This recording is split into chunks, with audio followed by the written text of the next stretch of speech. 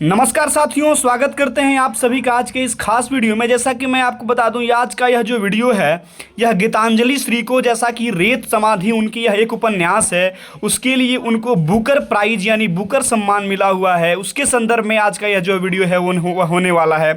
तो आज हम लोग गीतांजलि श्री के बारे में, उनके उपन्यास रेत समाधि के बारे में तथा बुकर प्राइज के बारे में जानने के प्रयास करेंगे। साथ ही साथ हम बात करेंगे कि गीतांजलि श्री को जो यह रेत समाधि के लिए बुकर प्राइज मिला है, यह कितनी बड़ी घटना है और क्यों इतनी बड़ी घटना घटित हुई है भारतीय इतिहास में। मैं आपको बता दूं को तो हिंदी में रचना के लिए इनको पहली बार जो है वह किसी लेखिका को एक बुकर प्राइज जैसा सम्मान मिला है। तो इसके संदर्भ में मैं आज का वीडियो करने वाला हूं।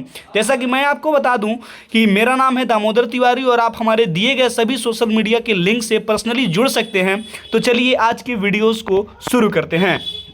जैसा कि मैं आपको बता दूं कि हिंदी जगत के लेखक गीतांजलि श्री को बुकर पुरस्कार मिलने से भारतीय भाषाओं के लिए एक बड़ी परिघटना सामने आई है और कह रहे हैं कि आज हिंदी की असल सुबह हुई है। वही स्त्री लेखन और अनुवाद के लिए भी ये सम्मान बड़ी उपलब्धि है।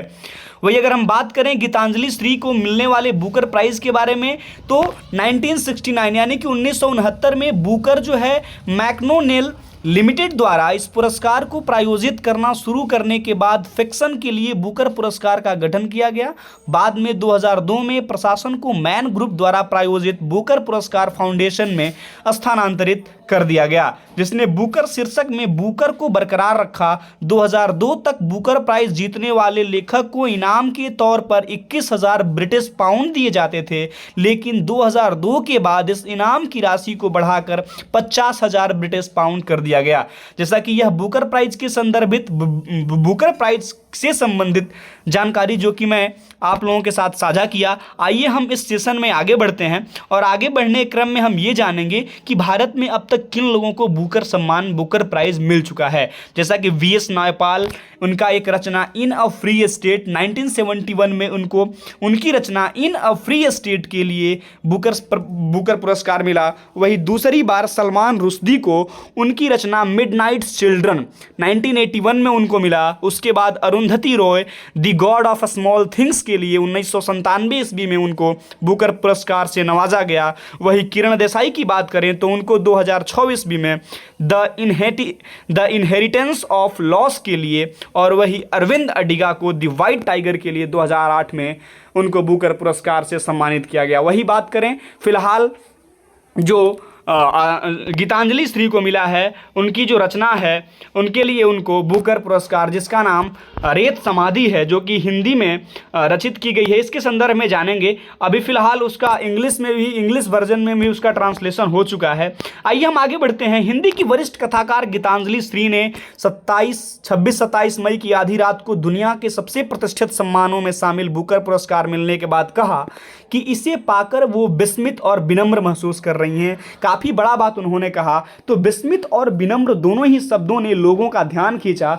वही श्री हिंदी की पहली लेखक हैं जिन्हें बुकर पुरस्कार मिला है। आगे हम बढ़ते हैं। आगे बढ़ने के क्रम में हम थोड़ा सा जो कि द टॉम्ब ऑफ सैंड है उसको अंग्रेज़ी में डैजी रॉकवेल ने ट्रांसलेट किया है। रेत समाधि को अंग्रेज़ी में टॉम्ब ऑफ सैंड नाम के पुस्तक से उन्होंने इसको ट्रांसलेट करने का काम किया है। बीते महीने 3 अप्रैल को दिल्ली के इंडिया इंटरनेशनल सेंटर में गीतांजलि श्री की किताब रेत समाधि को अंग्रेज़ी अनुवाद टॉम्ब ऑफ सैंड यानी टॉम्ब ऑफ सैंड है, यहाँ पर हिंदी में थोड़ा सा दिक्कत हो गया है लिखने में।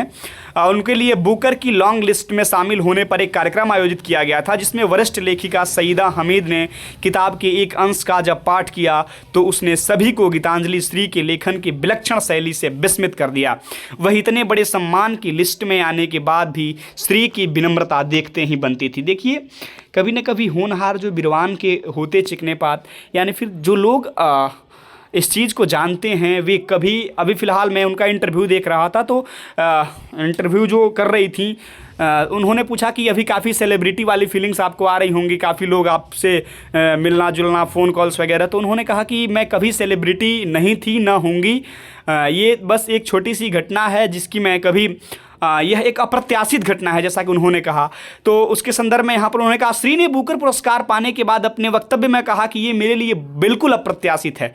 उन्होंने कभी नहीं ऐसा सपना देखा था और मैंने कभी नहीं सोचा था कि यह पुरस्कार मैं हासिल कर सकती हूँ, ऐसा गीतांजलि श्री ने बुकर पुरस्कार जीतने के बाद कहा। वही चुपचाप और एकांत में रहने वाली लेखिका गीतांजलि श्री ने बुकर प्राइज जीतने के बाद कहा कि मैंने कभी बुकर प्राइज जीतने की कल्पना नहीं की थी, कभी सोचा ही नहीं कि मैं यह भी कर सकती हूँ। यह एक बहुत बड़ा पुरस्कार है। इसको पाने के बाद मैं हैरान, प्रसन्न, सम्मानित, विनम्र और गौरवान्वित महसूस कर रही हूँ। मैं यह सम्मान पाकर पूरी तरह से अभिभूत हूँ। उन्होंने कहा कि मैंने कभी बुकर पुरस्कार पाने का सपना नहीं देखा। यह सम्मान मेरे लिए गर्व की बात है। गीतांजलि श्री ने कहा कि मेरे और इस किताब के पीछे हिंदी और अन्य दक्षिण एशियाई भाषाओं के कुछ बेहतरीन लेखकों को जानने के लिए विश्व साहित्य जो है वह अधिक समृद्ध होगा। इस क्रम में हम आइए गीतांजलि श्री के बारे में भी जानने का प्रयास करते हैं कि गीतांजलि श्री ने और क्या कहा।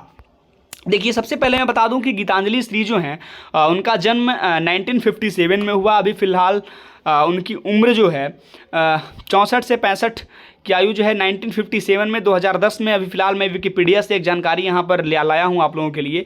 12 जून 1957 को हिंदी की जानी मानी कथाकार और उपन्यासकार जो गीतांजलि श्री है उनका जन्म हुआ। उत्तर प्रदेश के मैनपुरी जनपद में जन्मी गीतांजलि की प्रारंभिक शिक्षा उत्तर प्रदेश के विभिन्न शहरों में हुई। बाद में उन्होंने दिल्ली के लेडी श्री राम कॉलेज से स्नातक एवं जवाहरलाल नेहरू विश्वविद्यालय से इतिहास में एमए किया। महाराज सयाजीराव विश्वविद्यालय वडोदरा से प्रेमचंद और उत्तर भारत के औपनिवेशिक शिक्षित वर्ग विषय पर शोध की उपाधि प्राप्त की। कुछ दिनों तक जामिया मिल्लिया इस्लामिया विश्वविद्यालय में अध्ययन के बाद सूरत के सेंटर फॉर सोशल स्टडीज़ में पोस्ट डॉक्टरल रिसर्च के लिए गई और वहीं रहते हुए उन्होंने कहानियाँ लिखना शुरू की। उनका पूरा परिवार मूल रूप से गाजीपुर जिले के गुडौर गांव का रहने वाला है। आप बाल अधिकारों के लिए भी अच्छा लिखते हो, यह बाल अधिकार संरक्षक डॉक्टर SP सिंह ने कई सम्मेलनों में उनको कहा। यानी कि उनका जो है, आइए हम उनके कुछ रचनाओं पर प्रकाश डालने का प्रयास करते हैं। उनकी जो प्रकाशित रचनाएँ हैं, सबसे पहली कहानी उनकी बेलपत्र जो कि 1987 में हंस में प्रकाशित हुई। और जैसा कि मैं बता दूं कि हंस एक बहुत बड़ा प्रकाशन है। इसके बाद उनकी 2 और कहानियां एक के बाद एक हंस में छपी। अब तक उनके 5 उपन्यास जैसा कि माई, हमारा शहर, उस बरस, तिरोहित, खाली जगह, रेत समाधि प्रकाशित हो चुके हैं और 5 कहानी संग्रह अनुगूंज, बैराग्य, मार्च, माँ और साकुरा, यहाँ हाथी रहते थे और प्रतिनिधि कहानियाँ प्रकाशित हो चुकी हैं। माई उपन्यास का जो अंग्रेजी अनुवाद है वह क्रॉसवर्ड अवार्ड के लिए नामित अंतिम 4 किताबों में शामिल था। खाली जगह का अनुवाद, जैसा कि उनका खाली जगह एक पुस्तक का नाम है, उसका अनुवाद अंग्रेजी, फ्रेंच, जर्मन भाषा में हो चुका है और अपने लेखन में वैचारिक रूप से स्पष्ट और प्रौढ़ अभिव्यक्ति के जरिए उन्होंने एक विशिष्ट स्थान बनाया है। तो ये एक छोटी सी जानकारी गीतांजलि श्री के संदर्भ में हमें बताना आप लोगों को काफ़ी ज़रूरी लगा। तो मैं यह सेशन आप लोगों के साथ साझा करने का प्रयास किया। हालांकि यह सेशन आप लोगों को कैसा लगा आप कमेंट सेक्शन में हमें ज़रूर बताएं।